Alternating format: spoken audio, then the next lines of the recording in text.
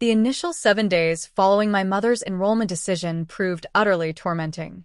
Each dawn brought dread as I forced myself into the constricting ebony-like attire and form-fitting dance garment she had demanded I purchase. I attempted resistance, yet her steadfast, affectionate stare caused me to hesitate. "Simply experience it one occasion," she urged. "You could astonish yourself." During academic hours, I sensed alteration, unbalanced in a manner difficult to articulate. Even my regular companions detected it. "Why do you appear unusual today?" one murmured as though I had become unfamiliar. I manufactured a chuckle, dismissing it, yet internally my pulse thundered. The notion of them discovering my participation in dance sessions caused my abdomen to clench with humiliation. Upon returning home, I discovered myself anxiously rehearsing at my workspace, replicating motions viewed through digital sources. My mother would glance occasionally, her gaze sparkling. Recall, perfection holds no importance, merely the process of acquisition. Yet each attempt at a basic movement left me feeling uncoordinated, absurd, resembling a male imitating someone he should not embody. Even minor activities registered intensified. Occupying the communal space in leg attire, extending, attempting to copy an elegant stance, I sensed vulnerability beneath my personal roof. My image in the reflective surface mocked me. It remained myself, yet faintly modified. My upper frame appeared slimmer within the dance garment, my lower contours mildly highlighted, and when I noticed myself adjusting the snug material, an odd warmth spread across my countenance. The murmurs during academic hours offered no assistance. I overheard conversation fragments. "Do you suppose he genuinely enjoys dance, or merely seems altered?" My companions lacked malice, yet the interest in their tones left me feeling like an object of examination. I yearned to vanish, yet somehow also desired to investigate this fresh notice. At home, matters grew increasingly uncomfortable. My mother would position dance publications openly or recordings of expert displays, her indirect method of motivation. Initially, I disregarded them. Yet gradually, I discovered myself fixated upon the performers' flawless forms, envisioning myself shifting like them, their physiques gliding seamlessly. It proved infuriating. I detested my fascination. By the conclusion of that week, I felt divided between dual existences. The secure, recognized realm of academic life and companions, and this peculiar, captivating realm of dance, rose footwear, and reflective surfaces that displayed a version of myself I scarcely identified, yet could not cease observing. Every look toward a shining surface transformed into an evaluation, a recollection that my existence had altered in manners I lacked readiness to acknowledge, not even internally. It commenced during a peaceful Sunday afternoon, when the dwelling stood vacant, and the surroundings seemed exclusively mine. I secured my sleeping quarters entrance, and for the initial occasion permitted myself genuine examination of the rose dance footwear resting upon my workspace. I lifted them, sensing the tender material beneath my digits, and eased them onto my feet. The instant my soles contacted the sleek interior, something transformed, an excitement that accelerated my heartbeat. Next arrived the leg attire and dance garment. I wavered, regarding the reflective surface, as though it might condemn me. Gradually, I drew the leg attire upward, sensing the firm fabric embrace my limbs, accentuating outlines I had never truly observed previously.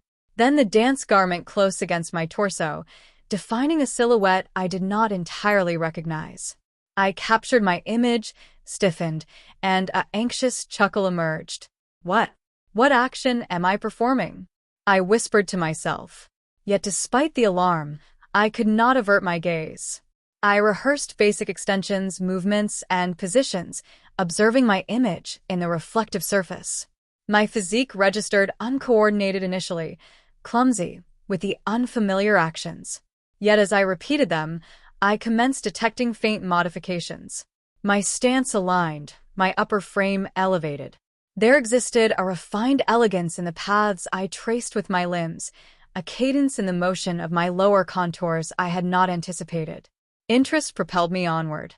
I searched through my mother's compartment of enhancements, merely slight coverage to uniform my complexion, lash treatment to accentuate my eyes, a touch of cheek warmth that heated my features. I had never applied enhancements previously, and the contact against my flesh made me sharply conscious of every portion of my countenance. My image appeared altered, gentler, somehow more vibrant. The most astonishing instant arrived when I tested my speech. I hummed alongside a dance recording, attempting to copy the light, ethereal quality of the guide's tone. I sounded absurd initially, my customary deep notes conflicting with the refined pitch I pursued. Yet each repetition registered simpler, more instinctive. I noticed myself grinning in the reflective surface, understanding that this version of myself, delicate, womanly, lively, was not wholly artificial. It registered appropriate in a manner I had not realized possible. I even attempted a gathered style. Struggling with my locks, drawing them firmly at the rear of my head, I noticed my jaw tense and my pulse quicken. It felt nearly ritualistic, as though each strand I secured drew me nearer to someone I remained excessively timid to encounter beyond these barriers. Positioned there within my private haven, daylight pouring through the coverings, I permitted myself to rotate.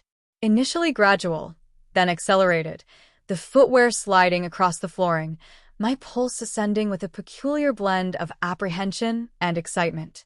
At some stage, I understood I no longer merely tested. I investigated. Each action, each look toward the reflective surface, each contact of material against my flesh represented a confidential dialogue with myself. A murmur that perhaps, just perhaps, this aspect of myself had perpetually awaited, concealed beneath layers of habit and apprehension. By the time I removed the dance garment and footwear hours afterward, my countenance appeared flushed and my physique wearied in an entirely novel fashion. Yet beneath that fatigue existed a spark, an undeniable interest that refused dismissal. For the initial occasion, I did not sense like the male who had chuckled anxiously at my mother's proposal. I sensed like someone amid uncovering a concealed realm, someone commencing to grasp the excitement of entering it. That evening, reclining in bed, I regarded the overhead surface and could not cease reflecting upon my image. The cheek warmth, the refined curve of my foot within the footwear, the subtle motion of my lower contours. It all persisted in my thoughts like a confidential tune.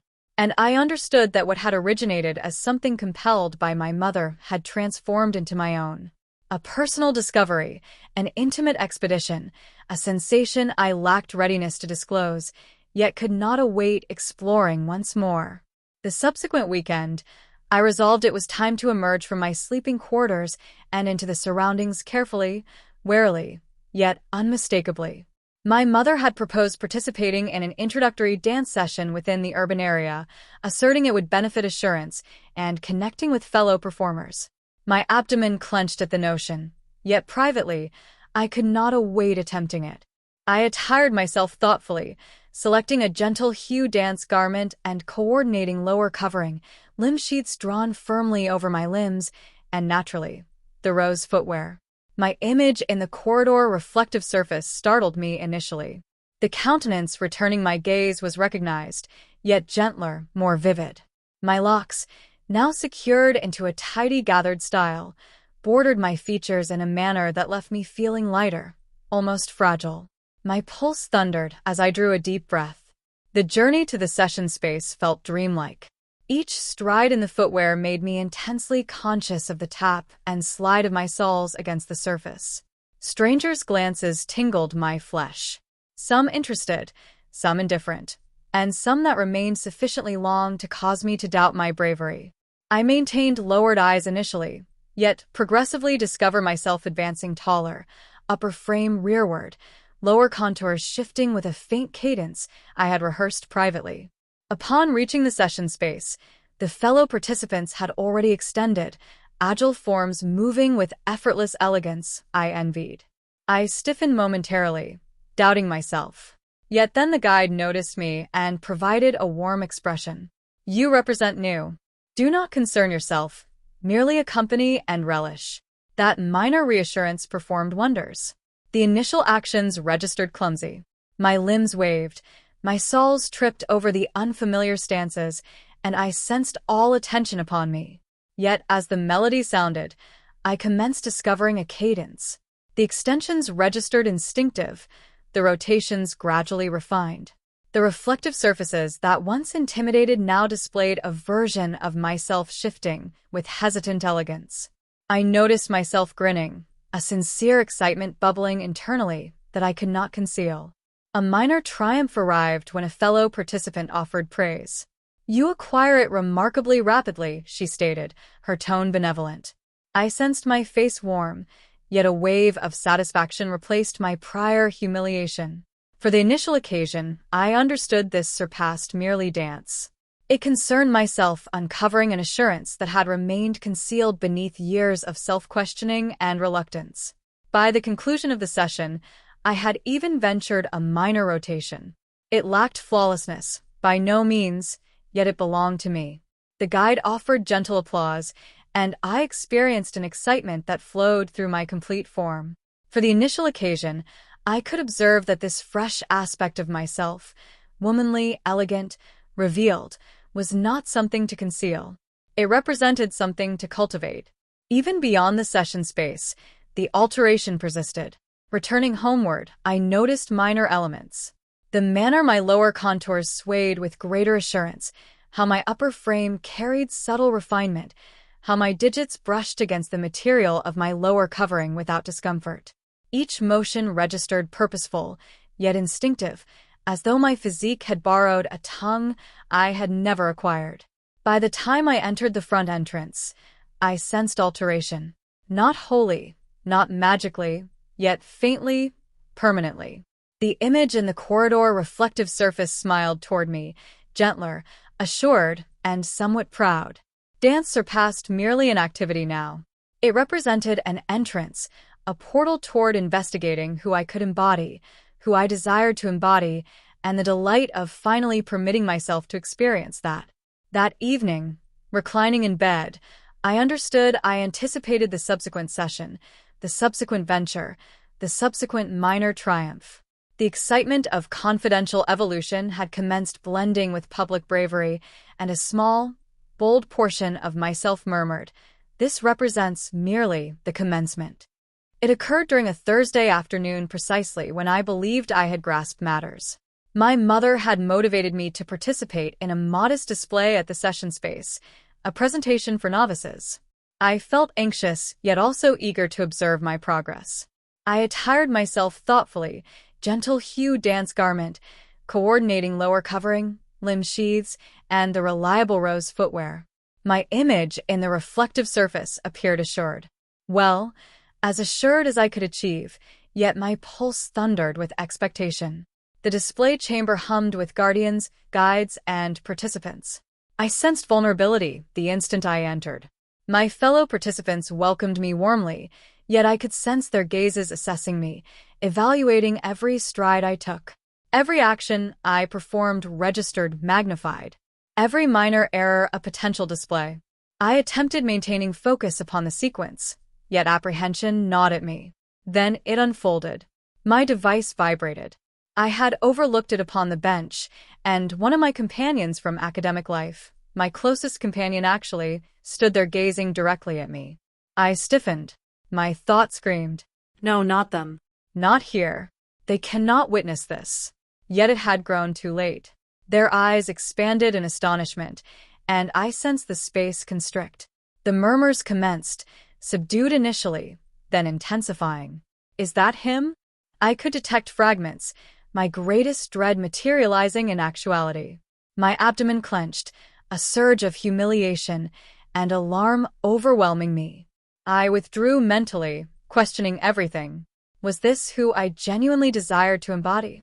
Or did this represent an error compelled by my mother, a transient interest that had directed me directly into mortification?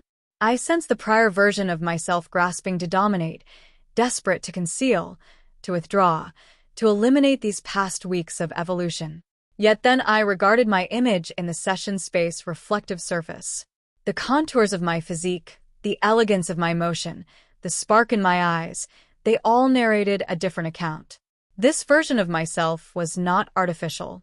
It was not performance. It was authentic, and it belonged to me. Pulse thundering, I made a decision. I aligned my upper frame, elevated my chin, and continued the sequence. Every stride, every movement, every rotation became a statement. I would not diminish. I would not conceal. I claimed this instant, even if others failed to comprehend it. By the conclusion of the sequence, the murmurs had mellowed, replaced by approval. Some gazes remained expanded with astonishment, yet many smiled, nodded, motivated. My closest companion approached afterward, hesitating initially, then providing a small, clumsy grin.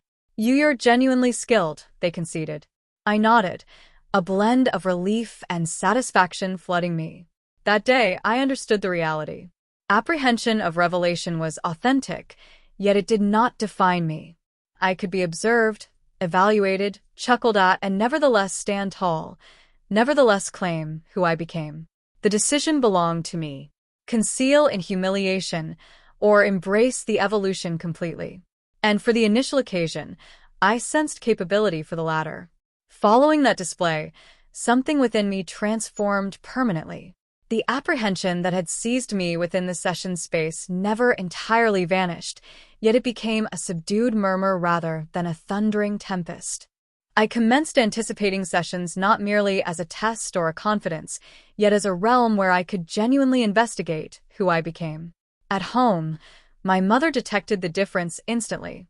She grinned knowingly when she observed me entering the cooking space in my dance garment beneath my covering, rehearsing motions quietly in the communal space. "You discover your cadence," she stated. And it surpassed merely dance. Her words carried motivation, satisfaction, and an unspoken acceptance that lightened my chest. I commenced experimenting more openly. Modest journeys to the green space in my dance attire, extending publicly with assurance, even participating in informal gatherings with fellow novices in lower coverings and limb sheaths. Each encounter fortified a sense of self I had not realized possible. The excitement of being observed, genuinely observed, without humiliation, proved captivating. Even during academic hours, matters gradually altered. Some companions murmured, yet many commenced regarding me with interest rather than criticism. I understood I need not clarify, defend, or conceal. My assurance proved magnetic. It attracted individuals. When my closest companion at last inquired more regarding dance and my fresh interest, I hesitated cautiously initially, then openly. Their astonished yet supportive response became a modest yet meaningful triumph. The session space became more than a location for rehearsal. It represented a haven, a platform where I could embody the elegance, womanliness, and assurance I had uncovered privately. Each rotation, every refined movement, every graceful extension represented an affirmation. I belonged within this realm, and I belonged within my own flesh. At home, reflective surfaces no longer intimidated me. They celebrated me. The rose footwear, once symbols of compulsion, had transformed into emblems of bravery, development, and self-expression. I had learned to shift with purpose, communicate with assurance, and embrace an aspect of myself I never thought I would venture to investigate. Reflecting now, I understand the compelled origins, the initial humiliation, the clumsiness, the confidential rehearsal had all proven essential. They had guided me toward uncovering a version of myself that proved stronger, bolder, and more genuine. For the initial occasion, I sensed wholly capable, able to stand tall within any space, within any attire, within any form of myself. Dance surpassed merely a session. It represented a voyage, a reflective surface displaying not merely my physique, but my bravery, my interest, and the delight of advancing boldly into my own identity. And within that image, I at last observed someone I could feel satisfaction toward. Someone authentic, assured, and unapologetically myself. Reflecting now, I comprehend how extensively I have advanced.